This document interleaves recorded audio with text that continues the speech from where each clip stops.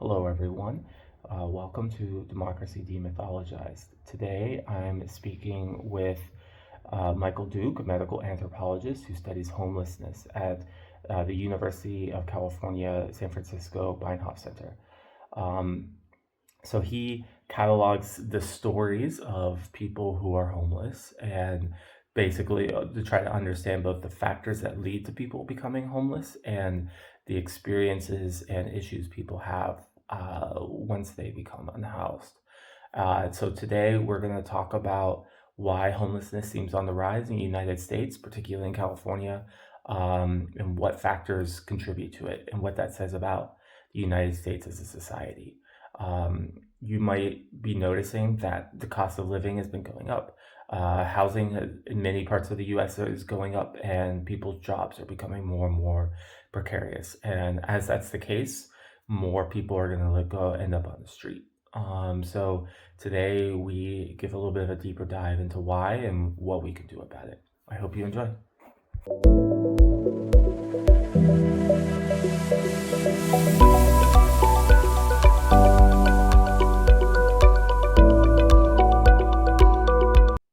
Quick note before we get started. This conversation, I had an issue with the video recording, so it's going to be auditory only. Hello, everyone. I'm here with Dr. Michael Duke. Dr. Duke, how are you doing? I'm doing well. Yeah, thank you so much for inviting me. I'm really excited about our conversation. I am too. Yeah, and it's been a while since you and I talked. Well, you used to be my professor back in grad school. And you still turned out okay anyway. I hope so. I guess the verdict is still out on that. I could still go down the toilet, but for now, We're all a work in progress. yeah, exactly. So, and now, at that time, this was in Memphis, but now you live in Northern California, and you do a lot of work Mhm. around like homelessness and employment. Do you want to talk about what you do now? Yeah, sure. So I'm at the University of California, San Francisco, mostly in the Department of Medicine. And the work that I'm doing is looking at the really huge issue, well, in California, but elsewhere, around housing and homelessness. I'm an ethnographer, an anthropologist. And so I'm really interested in understanding the interface between how people on the ground are kind of experiencing housing precarity, loss of housing, challenges they face in navigating the system in order to obtain housing again, those kinds of things. So I've been doing that for about 5 years. The center that I work for at UCSF is the Benioff Homelessness and Housing Initiative. And so, most recently, well, not that recently, but maybe 2 or 3 years ago, we completed the largest study of homelessness in the US since the 1990s. It was a Oh, really wow. large study with a representative sample of unhoused folks in the state of California, representing the different regions of California, I should say. Hmm. And there were we surveyed maybe close to around 3,200 people, something like that. And in addition to that, or in hand with that, we did qualitative interviews on a range of topics with folks, including um, behavioral health issues, the challenges that people face to get rehoused, the unique experiences of Black and Latinx folks who are unhoused, those kinds of things. And so we ended up having around 365 qualitative interviews. Wow. And as you can imagine, when you do qualitative research, you just end up with like reams and reams of material, and we're still we're still mining that data because it's a huge undertaking. Yeah, this seems like very important work. It seems like you're adding a lot of people's stories to some of this survey data for homeless people. What if Yeah, yeah, what have you been learning so far? Maybe at a high level, like what kind of factors have you found contribute to homelessness or seem to relate to homelessness in people's stories? yeah. I mean, there isn't one particular thing. I mean, the overarching kind of explanation for homelessness especially in California, is just the lack of availability of housing in general, and and housing costs. So that is a big issue.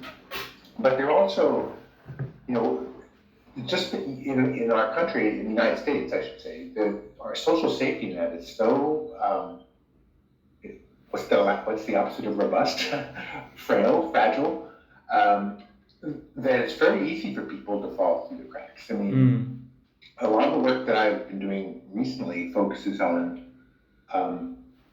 employment, unemployment, and as a pipeline for people becoming unhoused. And there are complex reasons for that, but it does tie into just the cost of housing. I mean, even all of us in California and probably many other states are really only like 2 or 3 paychecks away from being unhoused ourselves, right? And the ability to have a substantial cushion to keep yourself afloat is a middle class phenomenon. But even as a middle class phenomenon, that's really not the case for most people. So that aspect of of job loss, injury, or accidents that happen on the job, resulting in housing or homelessness. I mean, the other issue that's maybe kind of a little bit California specific is that at least in certain regions of the state, there were people who were victims of wildfires, right? And so in theory, there are things like FEMA in place to help people get back on their feet, but for complicated reasons for many people that we talked to, that wasn't the case. And so people went from being housed to unhoused really in kind of a blink of an eye, and we're still a little bit shell-shocked about what happens next to them. Yeah, this makes sense. I mean, that would be a true horror story, to just have your house burned down and then now be in a situation where you're stuck in an unhoused situation for an extended period of time. And it seemed like also some of the people's stories. I mean, sometimes they struck me as a bit. There could be a sadness to some of the stories in the article of yours that I read, like somebody that worked for many years was about to retire, was either a couple months or like a year or two from retirement, and then their employer just laid them off, and seemingly so that they didn't have to pay for retirement. And then they ended up homeless, or somebody who their job just fell apart, or was providing care, and for an aged loved one who died, and then they were living at that home, and then suddenly they couldn't live there anymore, and they didn't have their income, and they were unhoused. Yeah, what have you learned in all this process, kind of listening to or interviewing people and hearing all these stories? Yeah, well, you're certainly right. I mean, to hone in on the sadness. I mean, there's no getting around the fact that being unhoused is no joke, and whether people, it's a gradual process by which people become unhoused, like you start, or whether it happens suddenly, it's still something that people end up feeling a little bit blindsided about.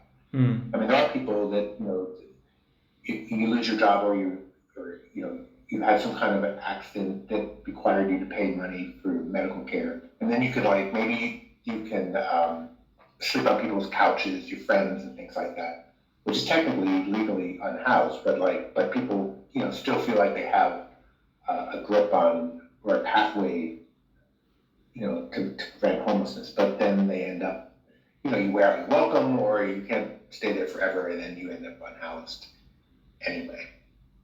The reason I was mentioning that sometimes the descent into homelessness is rapid, like with people that natural disasters, things like that. But sometimes it's really slow. So one of the things that really surprised me, and maybe it shouldn't have, were the number of people who lost everything during the recession in 2005, and were never able to kind of get back on their feet after that. There would be periods where they'd be able to kind of scrape something together and kind of keep it going, and then fall back into homelessness. And so some of these kinds of economic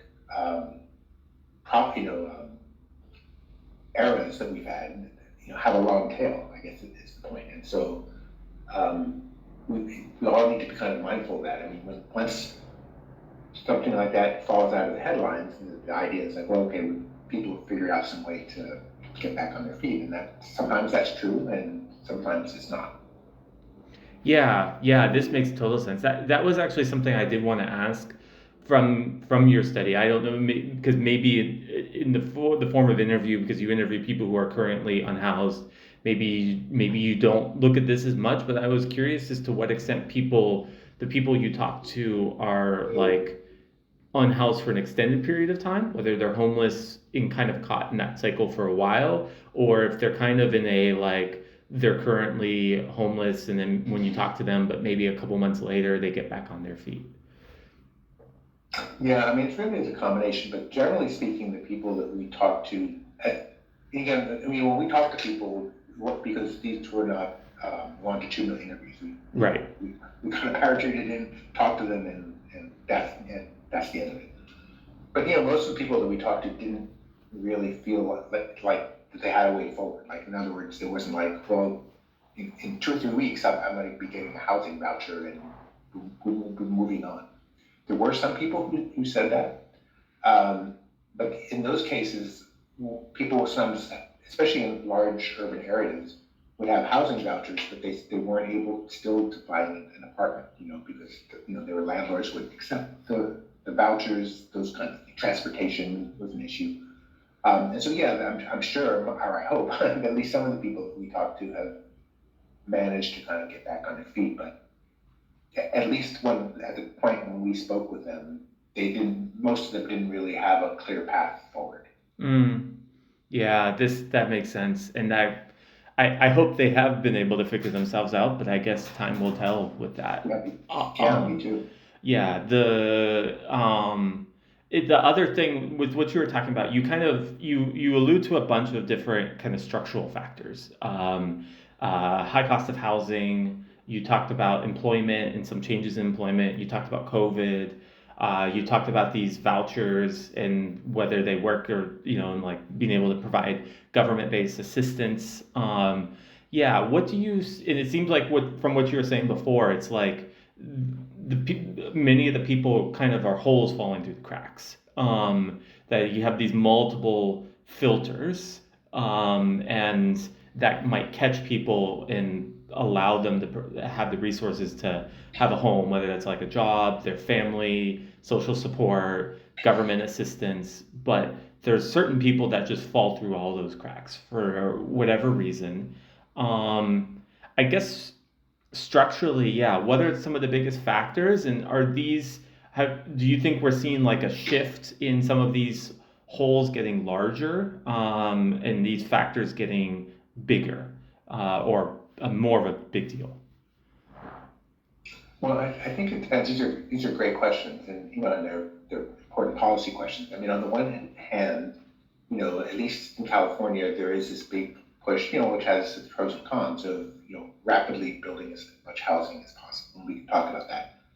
With ideas that at some point down the road, things cost of housing will start to come down. People will won't have to struggle so much for housing, etc.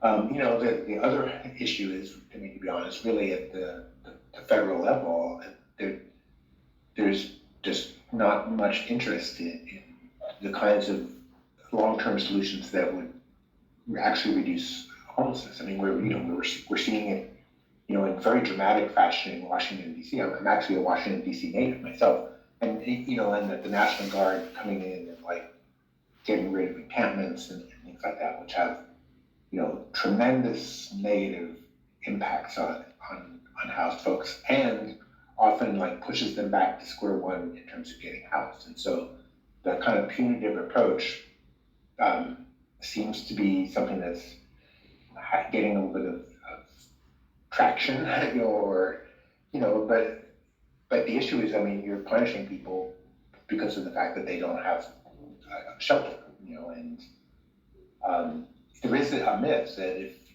if most people who are unhoused don't want to have housing, and that is 100% not the case. But a lot of times they want to have housing in a way that kind of respects their autonomy. And so, one of the things that really stood out, and you hear this in other parts of the country, is that a very large portion of unhoused people who live outside have pets. And you can kind of imagine why. They offer protection, they offer unconditional love, and people treat those animals like better than many. I've heard many stories of people going without food themselves so that they could have food for their dog, for example.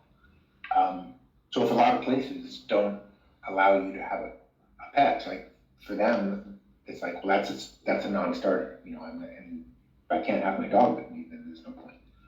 Um, so and a lot of the kind of shelters, the shelter system is not here.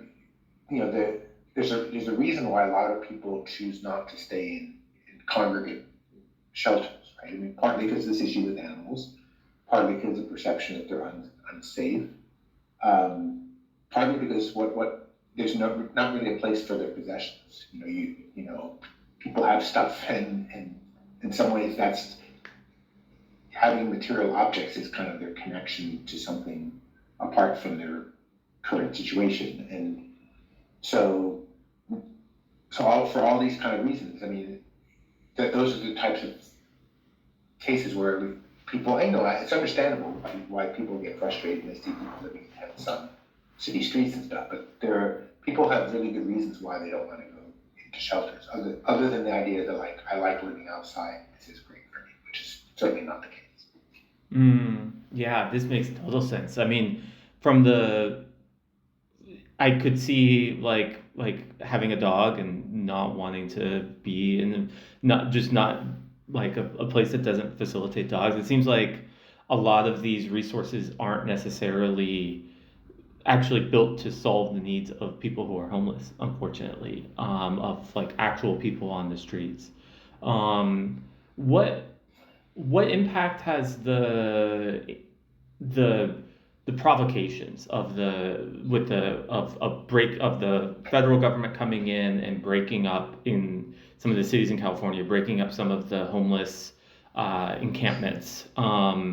I don't know if that's the right word, but like those homeless communities. Um, what impact is that having on the individuals? You're saying it kind of sends them back to square one. To yeah, how do people in the unhoused community respond to that? Yeah, well, I guess a couple of things. I mean, one is this isn't the kind of sweeps and things like that are not really strictly a federal Mm-hmm. issue. I mean, even here in California, I mean, just the kind of political tide is shifting away from supporting unhoused people. Because voters are like, why can't we do something about this? There's squalor everywhere, that kind of thing. So even here in California, you know, the the state is taking a pretty hard line on encampments in a way that they weren't before. But the reason why sweeps are so pernicious is a couple of reasons. I mean, one is that you know if you see a group of tents or an encampment, um, those they're challenging in many ways. The people who live there sometimes are challenging, but they're a community, and people over time, you develop networks of social support, mutual help, that kind of thing, to keep you together, basically. Mm. People who will watch your stuff if you have a doctor's appointment, or people who will, keep an eye out for you, especially if you're a woman in an encampment. To be honest, like, the risk of sexual assault is not zero. It's an issue, and so having allies who will kind of watch your back is Mm. super important. And if an encampment breaks up, then it's almost like the deck is reshuffled, and like suddenly you're in another place. I don't know these people. Like, now I'm Mm. starting over again. Mm. People kind of spread to the winds. The other issue, which happens surprising about it, is so one of the things that an important barrier for people getting rehoused is not having the necessary documents, things like social security cards and birth certificates and driver's licenses. When these sweeps happen, often those things are just thrown away. So people will, have those materials with them, with the idea that, like, okay, now I've got my stuff, my documentation together, I can kind of try to make the next step, and they get thrown away.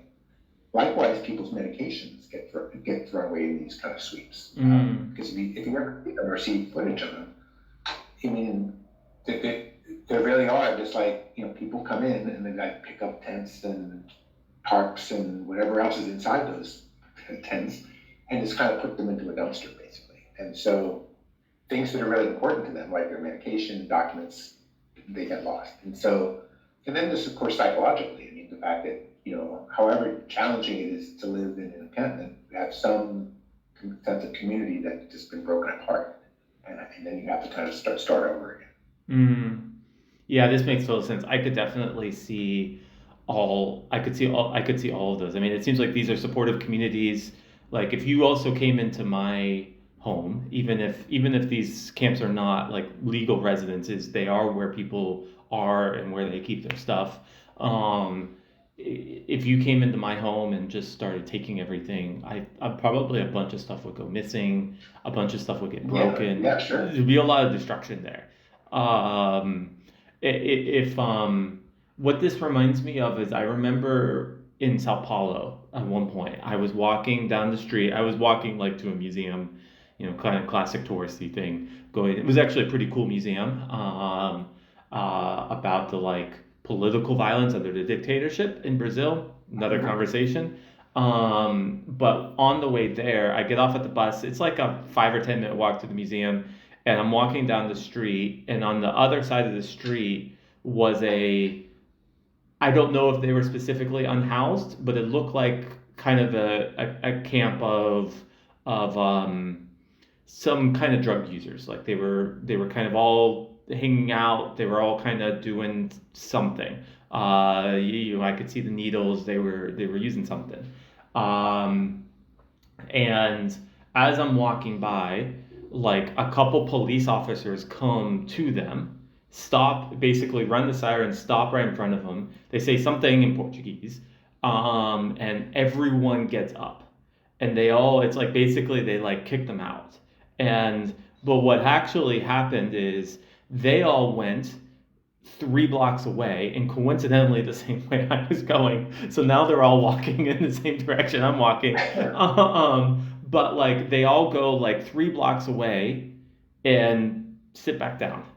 And it was like, okay, they're gonna clear everything right here. Like the police are gonna like forcibly, close it down here, and then it just kind of gets rebuilt right over there. And it becomes a type of whack-a-mole. And for them, I wonder, like, I didn't really talk to them. I didn't speak the same language, but like, I wonder if this was like a regular part of their experience of like it felt a little routine. Like, oh, Mhm. we can't be here, so now we go a couple blocks away and hang out. And it was like the normal, like it was almost like the normal violence of like the normal, like the police come and kick us out and then we come here and then this is how we settle. This is what you're saying kind of reminds me of. I don't know if people's experiences in the US in California are anywhere near the same, but this is what it reminds me of. Yeah, no, for sure. I mean, you close an encampment, people literally have to go someplace. Like, I mean, one of the things that that was really fascinating when because we have a bunch of our reports online, so any of your viewers or listeners are more than welcome to check them out. But what surprised the statistic that surprised the most people and that we got the most pushback for was pushing back against the myth. And so the myth, at least in California, is that, well, of course, we have a lot of homeless people in California. The weather's nice, like, look, you can go here, it's not too cold. Like, so all these people from like Wisconsin and Minnesota, they're all coming here and living on the streets. When we did that, unfortunately, I don't have the statistic in front of me, but the vast, vast majority of people who we surveyed, their last residence was in California, and there's a clear majority were native Californians. They were born in the state, and even a large portion of them lived in the county, like like for example, we've been to a couple of encampments that were like in the middle of neighborhoods, and at first we're like, oh, the neighbors aren't gonna like that, but the people who are in house there, they all grew up in that neighborhood, and so like when we were there was a barbecue, and like people in the neighborhood were coming in, and these were people they went to high school with, and so forth. So the point is that these, whether you like it or not, these are your neighbors, kind of thing. Mm. you know, but there is this kind of myth that, at least in California, like, well, look, we'll just get a bunch of bus tickets, send them back to Wisconsin, and that's the end of it. And California is their home. I mean, it makes no intuitive sense that, like, I'm unhoused in Minnesota, where at least I know people, and I was like, you know what, I'm going to go to California where I don't know a single person because the weather is nice, and that this feels like, when you step back, the logic of that, this doesn't seem to fly, but it's a myth that's just really hard to shake here, and people were really upset about that, and that statistic, and were saying you must have gotten it wrong or whatever, but we just asked people straight up, like, where were you living before this, and where were you born, and that kind of thing. Yeah, this makes total sense. I could definitely see that. Well, yeah, why would you completely shift communities if you want to get back on your feet? And as a quick side, I think anyone who thinks that people go to California because the weather's warm, um, clearly they haven't been to San Francisco. Like I feel Yeah, like that's probably one of in my experience, it's one of the places with the highest that broad area is the highest homelessness population, and it's the coldest of the major cities in the state. it's pretty chilly for sure. Yeah, Yeah. but Although the homeless situation, I mean, since you bring up San Francisco, that and that's been getting a lot of media attention, especially from Republicans and so forth. But like the homeless population, it really is limited to a fairly, like a 5 or 6 square blocks or 7 square blocks. Is it intensive? Yes, but much of the city, it's uncommon to see unhoused people. So yeah, I mean, I'm just putting that out there as a thing. The other thing is, if people are coming to California for the weather, I thought what you were going to say was like they've never been to Fresno in July, where it's like 105 degrees and stuff. So, well, that's the other side. Yeah, yeah, I there's also a time of year where I just generally avoid the Midwest. Yeah, so one factor you did talk about that was California specific that you did seem to say is a potential factor in homelessness, and I wanted to explore in a little more detail was housing costs. So that is one thing that California overall has, and San Francisco, it's a big problem in San Francisco, in the Bay Area in general. Um, yeah. I guess, yeah, in your experience and your research, what role does like housing costs have? I mean, you have some people that the book on abundance capitalism might be an example that would say like, housing cost is like one of the most important factors or the most important factor in contributing to homelessness. But yeah, what's your research? What's your experience been? What role does housing costs play?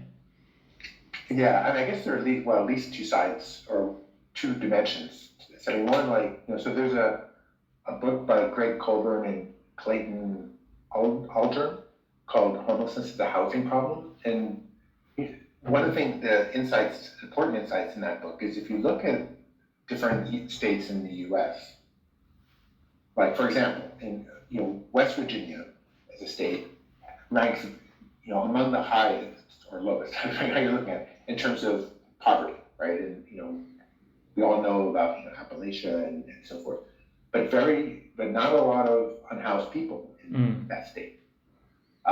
Maybe there's some reasons. Maybe it's because people have extended families. There might be some mitigating circumstance, but the important reason is that the housing costs are just not very expensive.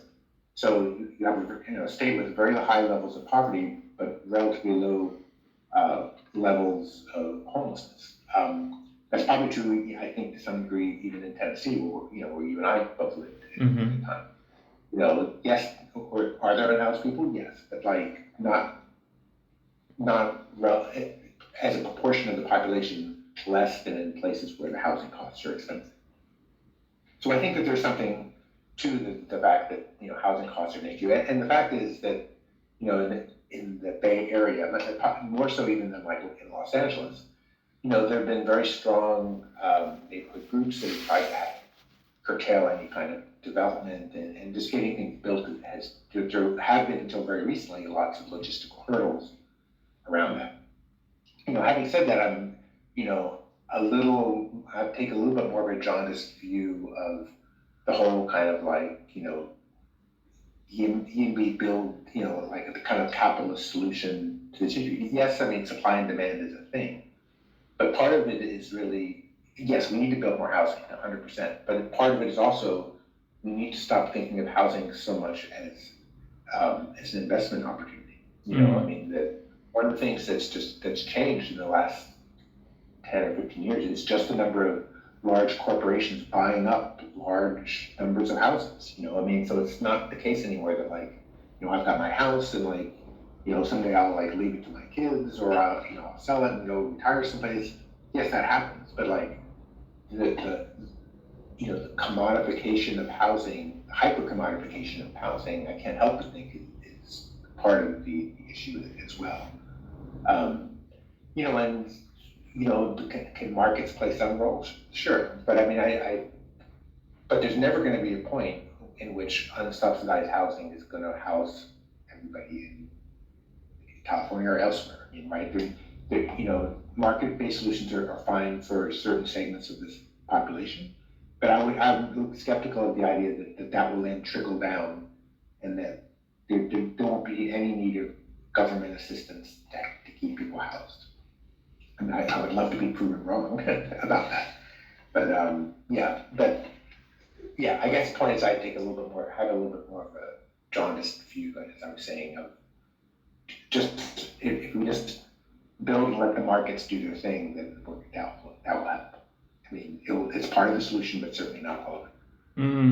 Yeah, I mean, this makes total sense. I could definitely see what you're saying about like housing or real estate as an investment being maybe a core part of the problem. I think that like even on a basic level, the idea of buying this property under the expectation that the price will go up, that can work for that either company or individual or family or whatever, but that almost by necessity comes at the expense of whoever is going to inhabit that property later, whoever's going to either own or inhabit that property later.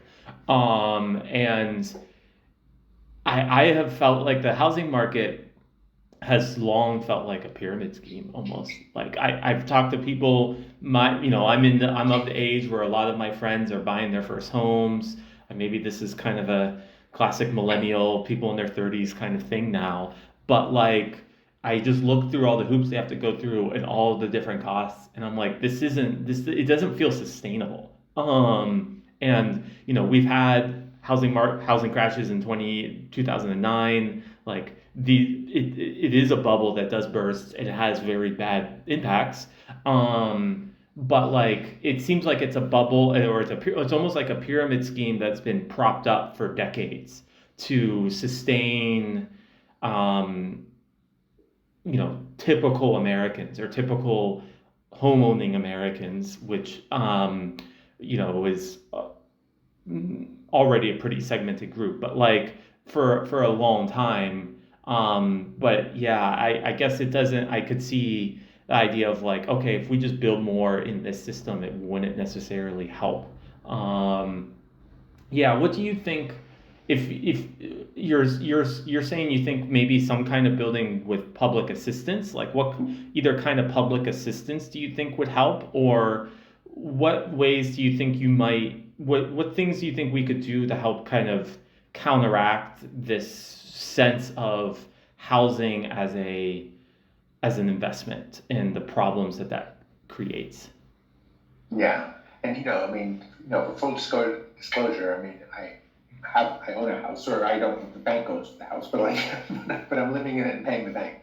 But so, just putting that out there. But I mean, I think there's several different strategies. I mean, one, if people were really serious about trying to address homelessness, one is, we need to maybe rethink the kind of ideology of homeownership as kind of like the norm. I mean, that's not true in many other countries, or at least in urban environments. But here, with the exception of places maybe like New York and things like that, the expectation is at some point that you buy a house. And that's not, I mean, it's not strictly ideological in the sense that, I mean, that it has been, at least in the post-war period until probably pretty recently, was an important way of gaining generational wealth, right? Mm-hmm. I mean, that, like, you're investing in this thing and then you pass it on to your kids, that kind of thing. Whether that's going to be true going forward, I'm not sure. I mean, so some of the kind of things that we're currently doing, with housing vouchers and so forth, could be helpful.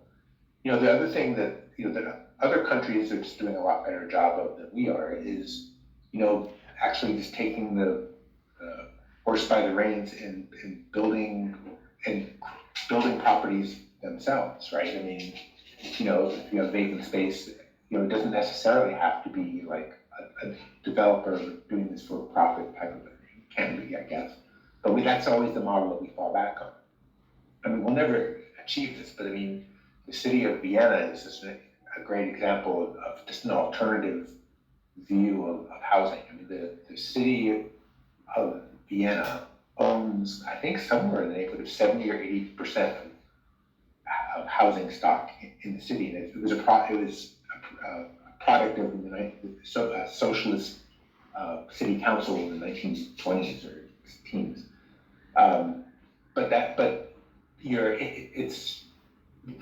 Everybody can afford most people can afford the housing because it's based on your income, so it's a portion of your income.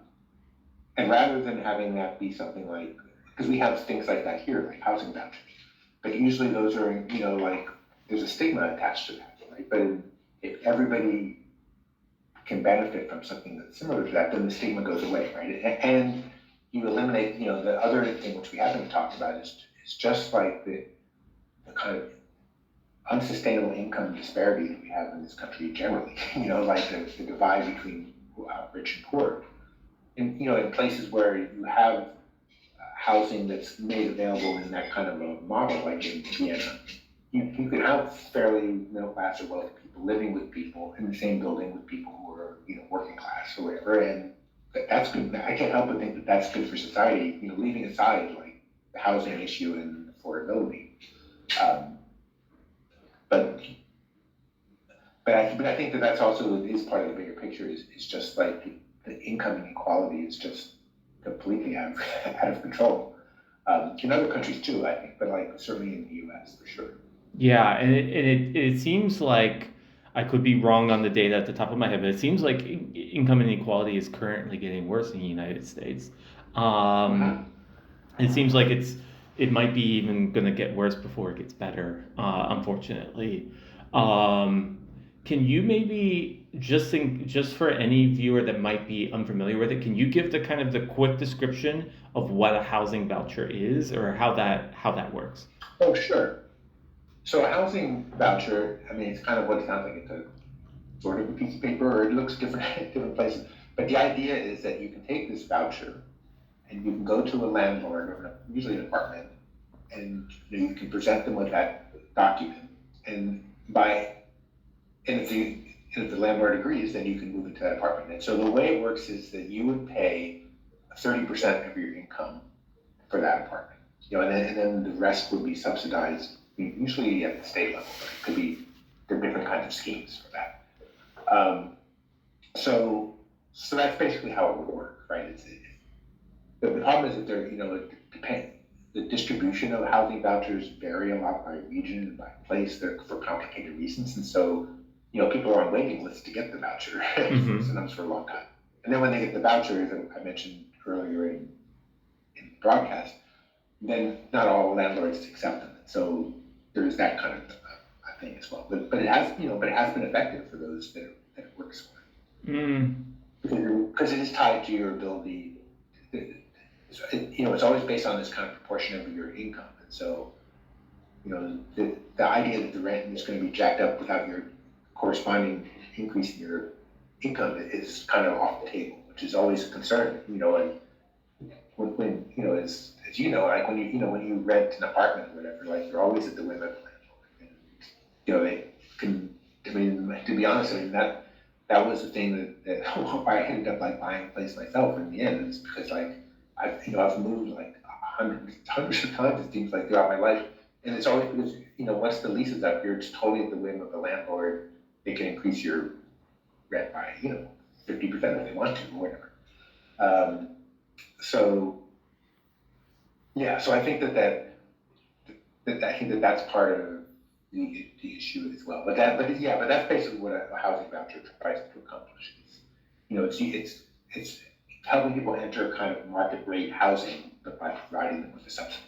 Mm.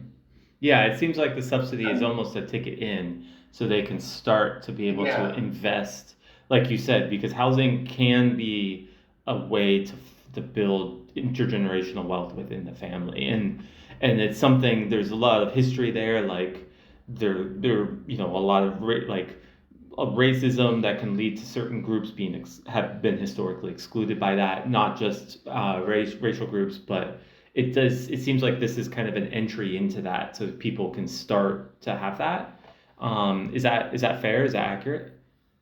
yeah, I think so. I mean, the other side of the coin, I mean, because in some ways, like getting people rehoused is a lot of work. The from a societal point of view, the better thing would be to keep people from becoming unhoused in the first place. And so there are different types of schemes around that. I mean, like, guaranteed income, which is being done on very small scales in certain pockets of the US, but it's been very successful in Mexico. I was just reading a report about these kind of guaranteed income for poor and very poor populations, and it's just lifted large portions of that population out of poverty. Um, Brazil as well, especially in Rio. So the idea of just giving people money, the results of that are extraordinary. I mean, like that was there are many tragic things that happened during COVID, but the thing that to me is that is among the tragic things is the innovative ideas that have gone by the wayside once COVID ended. Because one of those was this kind of guaranteed income thing. I mean, people, there were moratoriums on evictions. There were, the federal government gave people checks, to keep people afloat in case they weren't working and so forth. And, as you probably heard, I mean, this wasn't the stated goal, but childhood poverty dropped by an extraordinary amount during COVID, like dropped by like, I don't know, a third or something, just because you were just giving people money so that they were, families were able to kind of support their kids and put food on the table and so forth. And I can't help but think that probably also helped to keep people from, falling into homelessness, is that you had some kind of source of money that you could rely on. Yeah. Because keeping people in their home is a lot cheaper than getting them rehoused, like 100%. And, I mean, especially when you think of like all the ancillary costs in terms of like damage to people's mental health, and like the fact that people are like, some start, taking up or increasing substance use as as a response to their current situation, that kind of thing. Yeah, I could see. I mean, being unhoused can produce a whole set of medical issues, ranging from mental health to physical health to just not being able to get certain types of medical care. So certain medical issues just become bigger, and that could have long-term implications. I could definitely see. It's like I could see if you can keep them housed, then it's just going to be a lot cheaper. But also, it seems like housing in some cases um, is seems like a gateway to a lot of other things in society. Like it seems like people who are housed have a lot easier of a job finding easier of a time finding a job. Have a lot easier of a time getting other types of resources in life that allow them to sustain themselves. Yeah. What were you gonna say? Yes, I was just agreeing with you. I mean, getting a job, but also keeping a job, right? Thinking about how different the challenges you would face as an unhoused person, keeping yourself clean to go to a job, right? Like you need to wash your clothes, like you don't want to smell like you were in a tent, that kind of thing. Um, so yeah, so that I think that's sort of part of it. I mean, the other thing is that because the other stereotype, and some stereotypes have their kernels of truth to them, right? Is the association of substance use, mental health and homelessness, right? And we can talk about like which came first or whatever, but if if you have kind of a harm reduction approach to substance use and you have a housing first approach, I mean, there's a lot of research that shows that like if you get people stably housed, their substance use, I mean, it doesn't 100% that it's going to take care of itself, but that gives people kind of a space to be able to kind of reassess their lives and then kind of think about like, okay, maybe I need to like, stop using, or if I'm having mental health issues, maybe I need to kind of start prioritizing, this depression or that I'm facing, that kind of thing. And so, the model until fairly recently was the idea that you can't get into housing until you've stopped using drugs, right? But then that just keeps people from going in. We were talking before about the types of circumstances or barriers that keep people from getting housed, and that would certainly be one of them. Especially when the opposite is true, as I was saying, that if you get people stably housed, give them some level of support, a lot of times people will then have the initiative to try to address those issues, whether it's around addiction or those kind of things. Mm. Yeah, this makes total sense. I could see, I mean, maybe this is a bit of a chicken and the egg. It doesn't, of that, sometimes the experiences of being homeless can lead to, do you think, like, you were hinting at this, but I know there's a lot of stereotypes about drug use among the homeless population, and I haven't like specifically studied this group of people, but it seems like a lot of that is just stereotypes and it's just wrong. But like, yeah, in your experience, do people, do you think homelessness can cause people to have substance abuse issues? Do you think do you think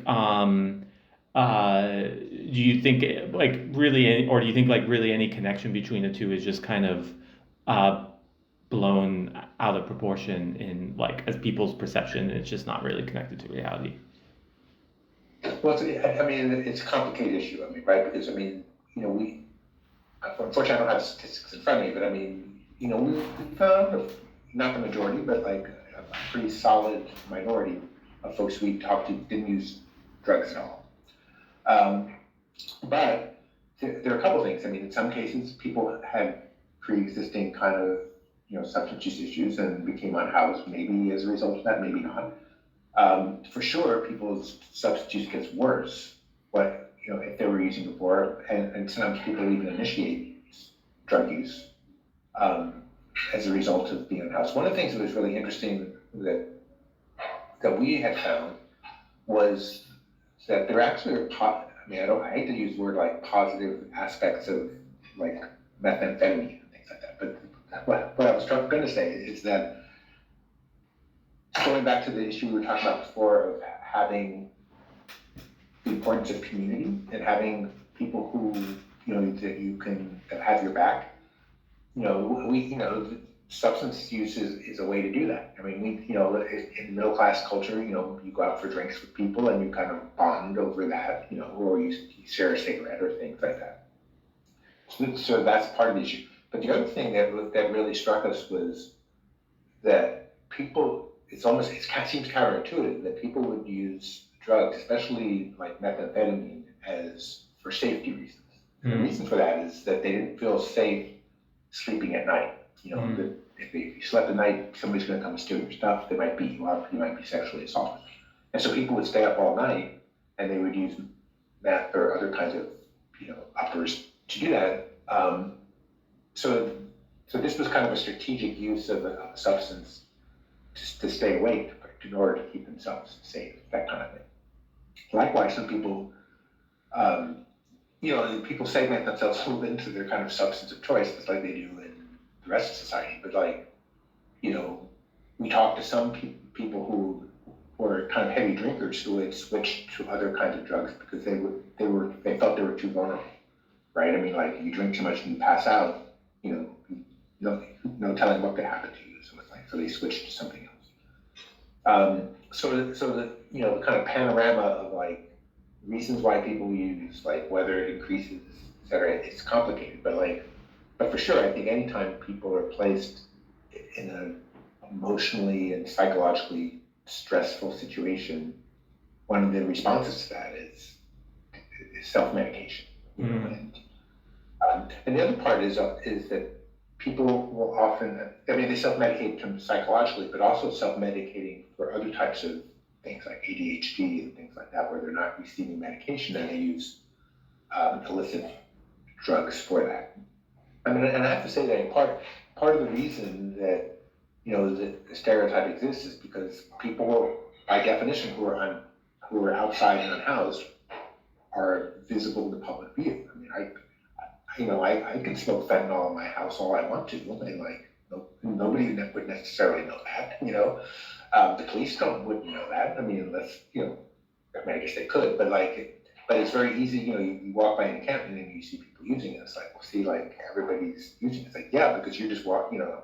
You're basically walking into their house, and we all have secrets that we keep within our four walls, right? But they don't have that, the luxury of that. Yeah, I mean, this makes total sense. I could see basically each of the components of what you're saying about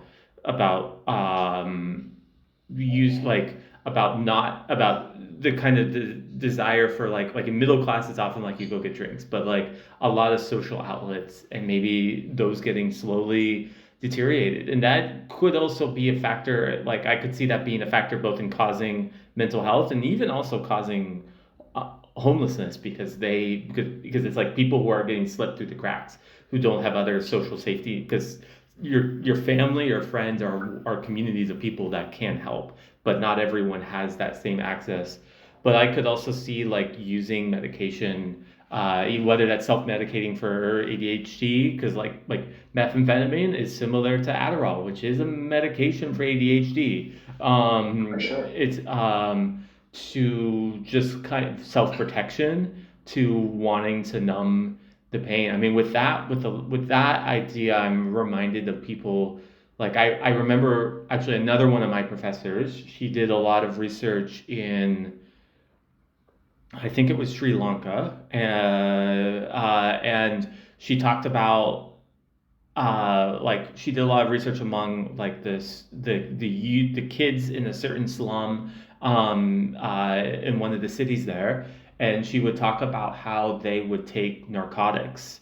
Some of these kids may have had housing, and some of them may have not, but they were living in poverty either way. And basically, it was they couldn't afford the food, and so narcotics was a way to make their stomach not feel like painfully hungry. And some of your examples seem kind of in that kind of wheelhouse. It's like preventing Yeah. the pain basically of that kind of experience. Yeah, I mean, we have models like that go in terms, of, especially the hunger part, which doesn't really come up with homelessness that I've heard, but like that goes back to the Industrial Revolution, where like tea or coffee with sugar in it was distributed as a way of kind of staving off hunger, and so hence the origin of the coffee break. Mm, I did not know that. Okay, Uh, I guess so. I don't drink caffeine, so maybe this is another good reason I have stayed away from coffee. But like, I could see like it's staving off that. I mean, but there are people who use drugs in their own homes, and it's not as visible. I wonder if there have been any studies that try to compare drug usage among like housed versus unhoused communities specifically to see if it's actually higher, because sometimes our perception, like I'm reminded of the well, you had the really famous book that I'm blanking on the name of that came up on that talked about this for like a regular audience, but among the academic community has analyzed this for a while, but like so we'll say black urban communities, they have a much higher incarceration rate for drug offenses, but they don't have like a higher usage of drugs than That's right. most other, we'll say white communities.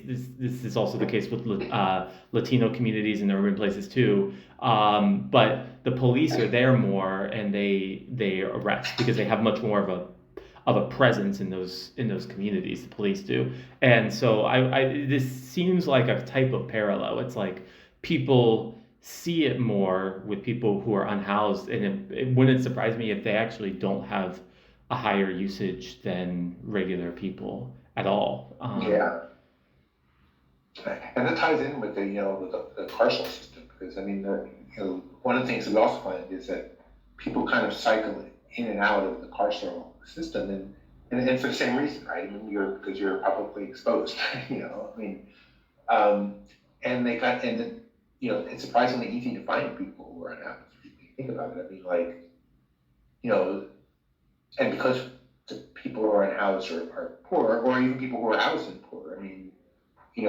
probation officers will come and frisk you, and if they find something, then you're back in square one again, or if you miss, an appointment, that kind of a thing. And so um, that's another thing that really that keeps people in the system is the fact that we have this kind of carceral solution to a lot of these issues, and people can't. It's very hard for people to kind of get past that one, because once you're in once, it's very hard to kind of stay out. Yeah, I could definitely see that. I could see that with like sweeps and things. But I could also just see like if you're homeless and you were in prison, so you're now in the probation system, say, those appointments are super important, and I could see, people who are homeless can sometimes have trouble with appointments, given the logistics of their lives and how that impacts their ability to be in a certain place at a certain time. Um, so that in and of itself could put them in trouble. Like you were saying, yeah. Um, Yeah, it's a good point with the technological aspect of it, like appointments and things like that, because that also is a barrier to getting housed in the first place. A lot of times people have case managers and they can't reach their clients because people have phones. Sometimes they get stepped on. They're not charged. So sometimes people there's no place to get electricity, those kind of things. So like even just like communication networks that we just take for granted. There's I have an appointment, I need to show up at this place, and or I can always reach out to somebody by text or phone. It is something that people don't always have because of the precarity of telecommunications for people who aren't housed. Yeah, that makes total sense. It's the ubiquity of the current system of, we use these sets of technology, but it isn't necessarily um, accessible for everyone. I also wanted to ask about, and you've been talking about this throughout, but I also wanted to talk about the job side of things. So, we were talking about this before, but obviously, jobs like having a housing is important for being able to maintain employment. But being able to maintain employment, I mean, it's income in the U.S. It's also often things like healthcare, many other important things in life really come through employment. I wanted to, I guess, ask about, yeah, like, um, maybe at a high level, it seemed like a lot of the people that you talked to were in kind of a precarious employment situation. And sometimes it was made precarious pretty artificially, like their job, they had a full-time job that just collapsed suddenly, or they were doing something and everything changed. But yeah, I guess what are your what's your experience in all this? And I did want to, maybe before you answer, I did want to read the title of your article because it was pretty relevant here, which is everybody out there in the real world is one paycheck away from being homeless. But yeah, what's your experience been? Yeah, well, yeah, I was really interested in hearing people's stories around employment loss as a kind of a precursor to um, becoming unhoused. And it took different kind of directions. I mean, a lot of the people that we spoke with, especially if they were men, had positions that were kind of blue collar type positions. I mean, they were like did roofing, landscaping, things like that. And so sometimes what happens in those circumstances is that people get injured or they're accidents. You fall off a roof or like um, other types of things happen. And in theory, you should be covered by like um, workman's comp and things like that. Some people were, but many times people were working kind of in a more informal type of way, and so they didn't have access to those kind of safety nets. But also, I mean, just even if they were able to get medical care to deal with that particular injury, sometimes those injuries kept them from being able to work in those fields anymore. So you have that. I mean, of course, COVID had as we remember, a really big impact on unemployment. People who work in factories, the factories would shut down for like long periods of time. The other kind of category of workers that was really interesting to me were gig workers. I mean, a surprising number of folks, particularly in some of the urban areas, made their money with on Lyft and Uber and things like that. The strategy that they were using was basically in some cases they lived in parts of the state where the cost of living was low, but they would drive to whether it's San Francisco, San Jose, LA, and live in their car for like a couple weeks, work kind of around the clock and then go back. And just but things would happen, right? The car breaks down or they get injured or things like that, and so people would end or they fall behind because those like Lyft and Uber, you can rent vehicles from them kind of and you pay them back, and so people fall behind on the rent.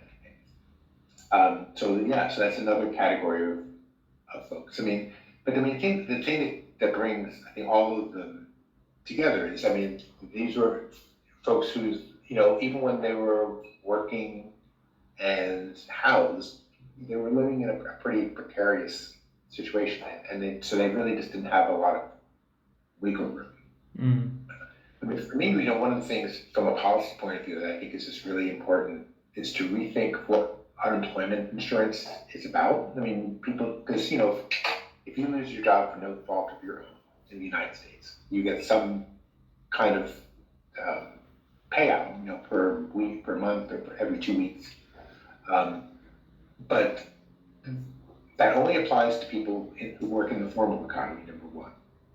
But number two, it feels like we need to think of it. I always feel like unemployment insurance should be thought of as a homelessness prevention initiative, right? I mean, like the amount of time that people receive unemployment is fairly limited. The amount is not all that great. I mean, yes, maybe there's a case to be made that you shouldn't be paying people unemployment insurance for the rest of their lives, but you could certainly have it tied to some form of case management to make sure that people don't lose their housing, because again, there's a societal benefit, but there's even an economic benefit to that, because as we were saying before, it's just a lot easier and less expensive to keep people in their homes rather than not. And often people when people realized that they were going to be unhoused, they only had like a week to figure everything out. Like, it's like, okay, I hit this wall, what am I going to do? And whereas if you had, you lost your job and had case management to help you kind of figure out a way to kind of navigate the system, stay in your home, that just feels like the benefits of that would be tremendous. Yeah, I could definitely see that. And I could see, I could see these different types of jobs having, like the gig economy. The gig economy is, on the societal level, it's almost a type of trade-off of like people are in a certain precarious job. They're in a certain temporary job without full benefits, without many resources, and often lower pay. And it's basically, it makes things cheaper for middle class consumers or regular consumers, and maybe also the corporations that build the apps and develop this infrastructure. It's, I guess, to put it diplomatically, it's a trade-off, but it seems like it helps like produce these types of issues of people are in situations that are on the border of being precarious in terms of housing. And I don't know enough about the construction industry, but I wonder if there's something similar that people kind of make, like, or companies make trade-offs between like hiring people on more of the informal sector to then be able to um, save costs and things like this. And this is part of what happens. It's like this is a major consequence of the system that we built.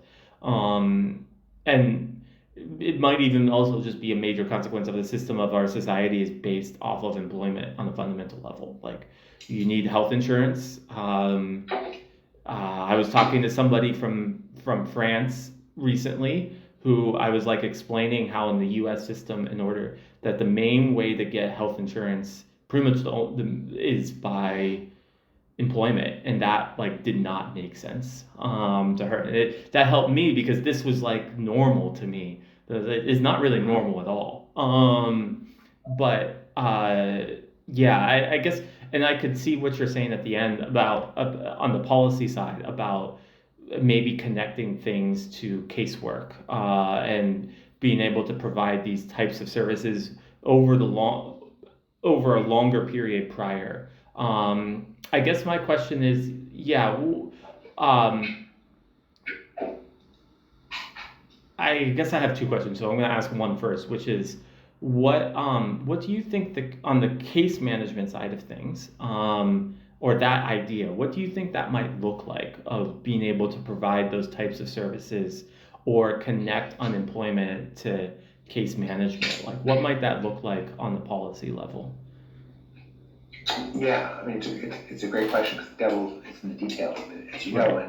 and it's a fair statement that you could provide case management, but if there aren't services that are out there, then you're out of luck. But I mean, certainly, if there are ways that the case managers can have some kind of way of intervening with landlords, for example, or um, so, accessing types of funding sources that are not that well known. But you're right. I mean, there is part of the issue is just making kind of a determination of what can a case manager actually accomplish to keep people housed, because a lot of times case management is not at the level of prevention. It's mostly used like on the other side of it, right? So there's case management to get housing again, but like what kind of role would somebody have to prevent that? And to be honest, I don't have a great answer. I wish I did. I don't have a very good answer for that. I mean, what you make a very good point. I mean, one thing this reminds me of, this is going to be a bit of a different direction, but another anthropologist named Karen Ho, I hope I'm pronouncing her name correctly or remembering her name correctly, but she has a book called Liquidated, which is on like Wall Street. She used to work at Wall Street when she like first graduated, and she did this like ethnographic analysis of Wall Street workers. So like many Wall Street workers will work for a place for a couple months, get laid off, and then work for another firm, and they'll kind of go around. And she talked about how many companies, so they would advertise like we offer employment services for people that we do lay off.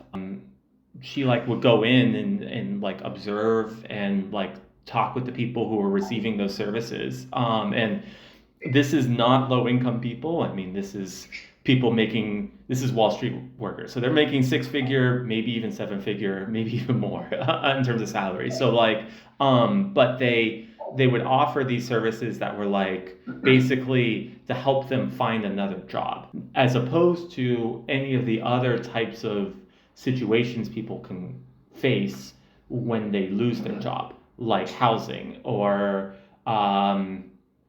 paying for other resources in life. I mean, housing is a big one, but you have food, you have all sorts of other needs. And I wonder if um, that was a very intentional orientation. It was like, we're going to orient you to finding a new job, not orient you to figure out how to make ends meet, or to get resources on your own. Yeah, I could see how a program built like this could end up actually looking like that, given some of the politics of the current world in the United States. Or yeah, what are your thoughts? Yeah, that's certainly true. I mean, yes, you have case management be helping people with a resume or whatever. Like, I mean, is that stuff useful? Probably, yes. But it's still, it feels like, and maybe this is different than with Wall Street, the Wall Street folks, because I assume have some kind of cushion. But just kind of helping people hold things together. And if that even means like making it easier for people to file for extensions on their unemployment so that it goes longer, that would be certainly useful as well. Um, I mean, you find that it's a little bit similar in the blue collar world with unions, sort of stuff. Especially in like the building trades. Often there's a period of time when people don't necessarily work, like the rainy season or it's cold or whatever, and so you go on unemployment. And you still go to you're still part of the union and stuff, but then you just kind of wait it out until there's work again, and you come back, and so that model works, in a blue collar level as well. But the folks that are unhoused, I mean, there are some people that were in unions that we came across who were unhoused, but the folks who are in the informal economy that just really don't have any kind of access to these benefits, that's a real issue for sure. But as you were astutely said earlier, I mean, like, increasingly so much of the economy depends on these kind of informal work, right? And out here in California, Uber and Lyft fought tooth and nail to keep people from getting health insurance, where their drivers from getting health insurance. There's some kind of form of health insurance that they sort of get, but there's so many restrictions that I don't know how many people actually qualify. Um, and maybe this is a little bit off topic, but I mean the kind of, especially out here, the kind of boosterism around AI and replacing people's jobs is certainly something to think about. You may end up, I mean, I don't want to be too much of a pessimist, but I mean, you could imagine like whole classes of kind of white collar workers who are ending up in these kind of circumstances if suddenly like they don't have a job anymore and they didn't really have that much saved. Bad things can happen. Yeah, this makes total sense. I mean, yeah, the details of the AI is a conversation in and of itself, but some of the literature I'm reading recently, in terms of job impact, talk a lot about how it's, like you said, it's kind of carving out the middle. Like a lot of the white collar jobs, a lot of the physical jobs are not.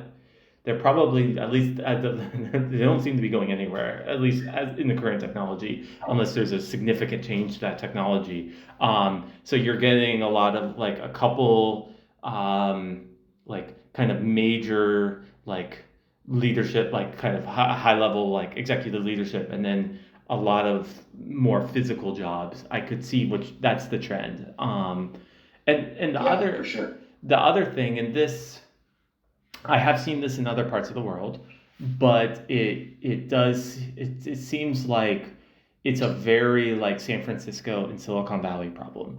Mhm. Like a book on Silicon Valley by an anthropologist, written like a couple decades ago now, talked about this.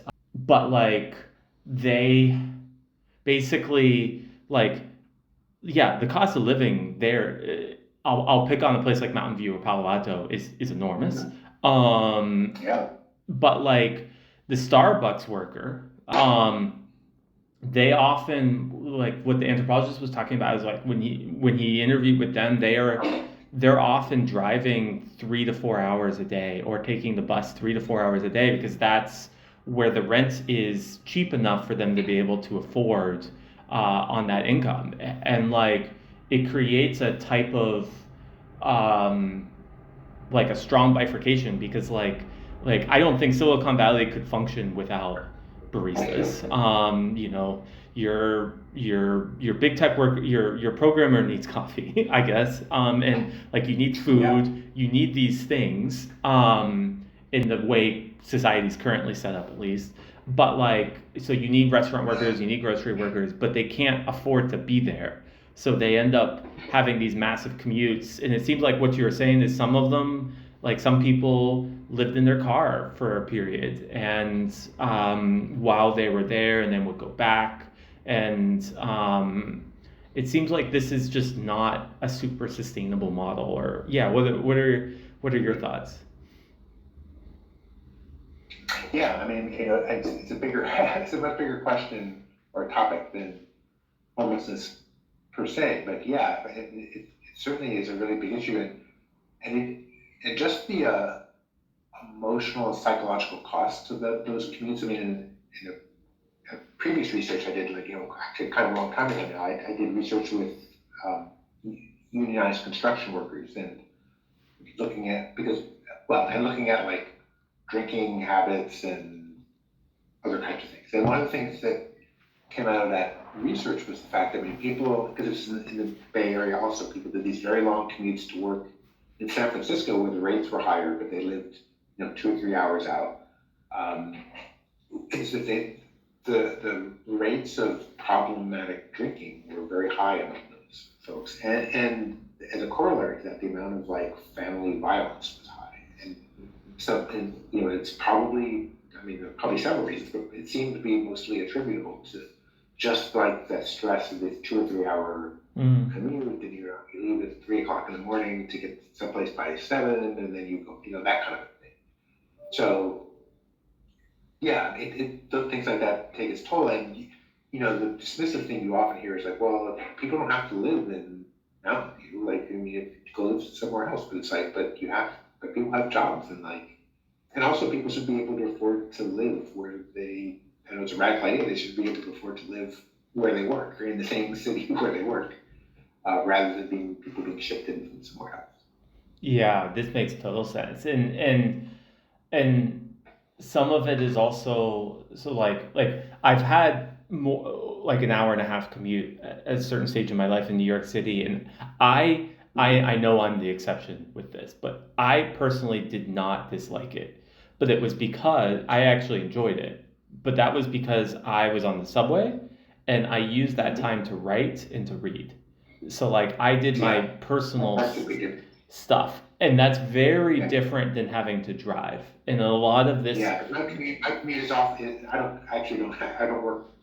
I don't go into the office that much, but it takes me close to an hour and a half. But it's the same thing. I take the subway, and then like, I walk through an interesting neighborhood, and then I don't work. So yeah, that part doesn't seem particularly stressful. But if I drove into the city, forget it. yeah. And if I drove in And many traffic, places don't have that kind of public transportation infrastructure, so it's not even like, yeah. I mean, you don't really have a choice a lot of times. right?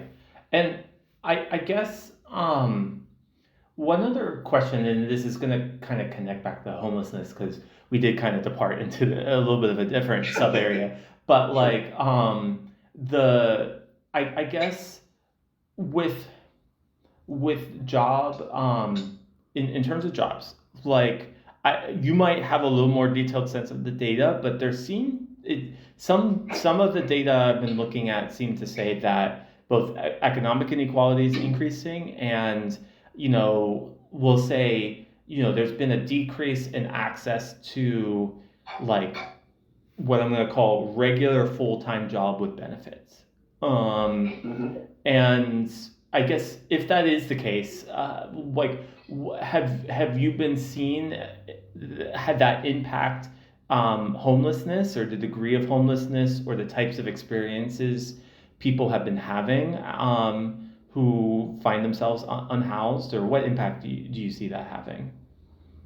Well, I think, again, I think this just goes back to this kind of issue of precarity. I mean, if you end up having to have 2 or 3 kind of part-time jobs because you can't get full-time in any of them, the likelihood of having benefits and much less, retirement, whatever, is not that great.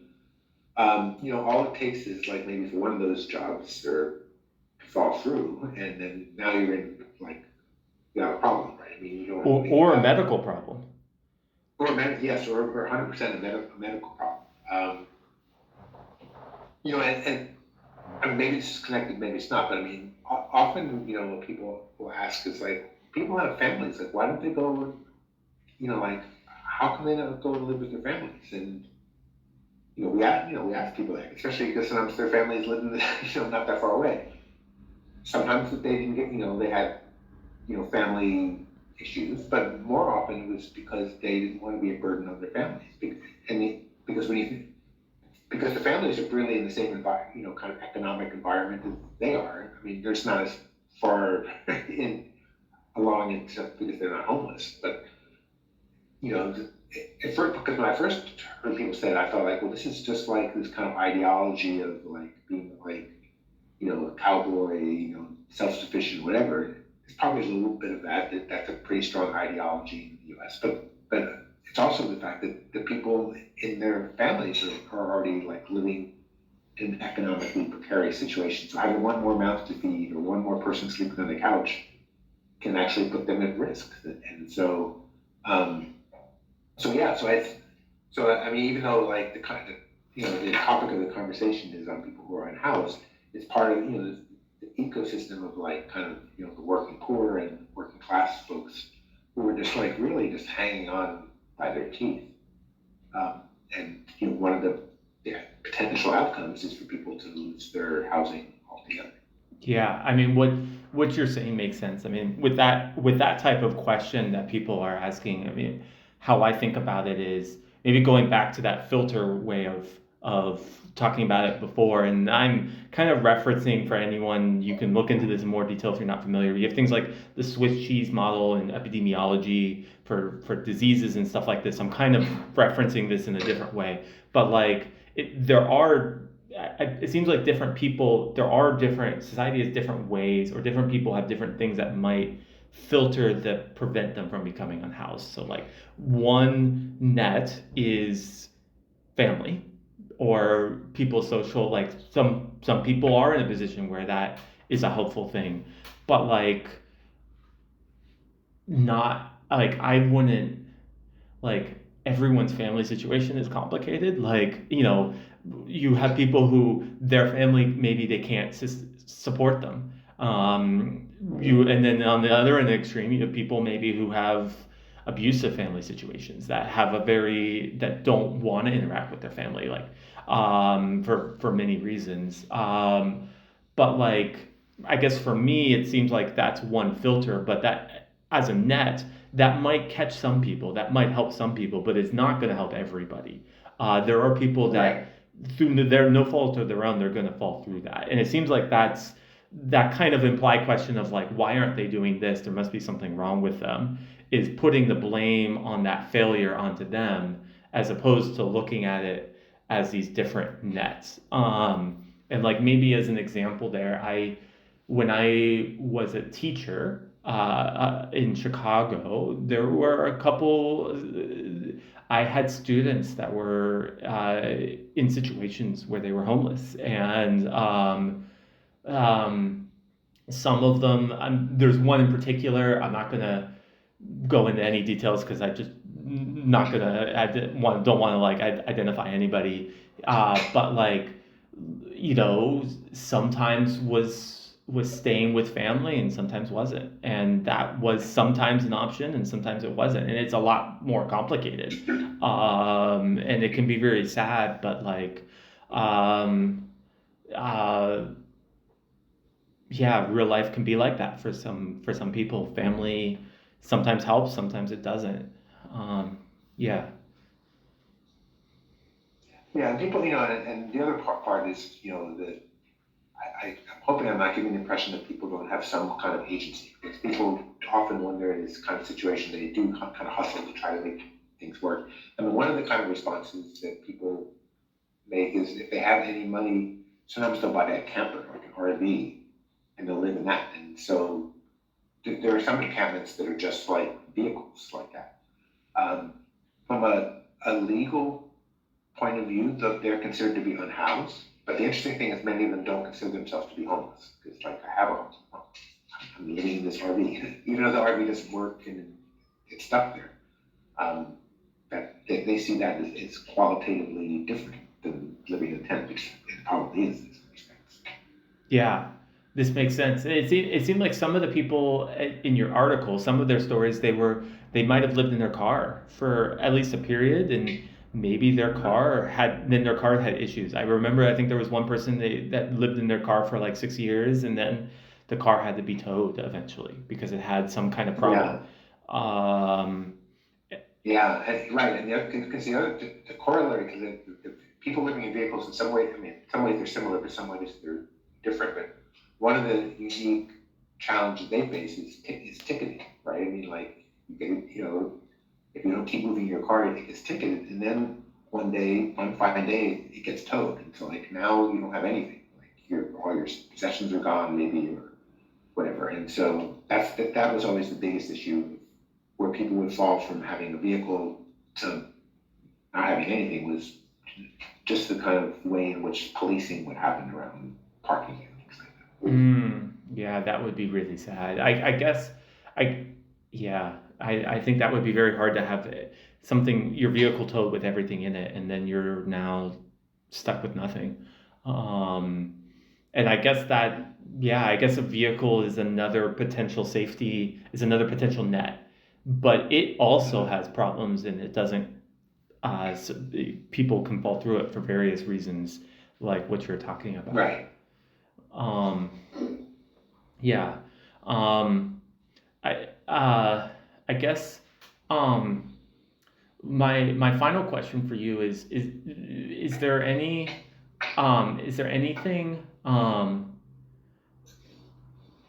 sorry, I needed a second to figure out how I was going to phrase it. In doing this research, what has been like the most interesting thing you've learned that has kind of impacted how you either like think about the US society, or how you kind of go about your day or go about your life? Yes, it's a great question. I mean, I think, two things. I mean, for me, as an ethnographer, my stance is always with different populations I work with, that I'm the student, and the people that I'm hanging out with are my teachers, right? And um, so I learn a lot from those folks, and I'm grateful to them for um, giving me insights into their experiences and their wisdom and knowledge and so forth.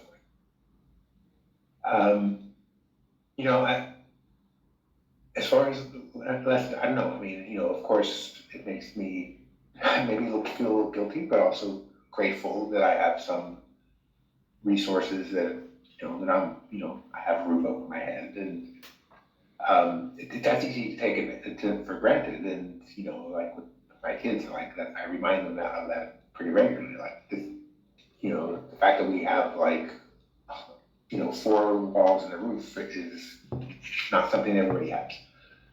Um, so there's that, but it just seems symptomatic of a broader set of issues that I think that we touched upon earlier. Vis-a-vis like the United States as a whole.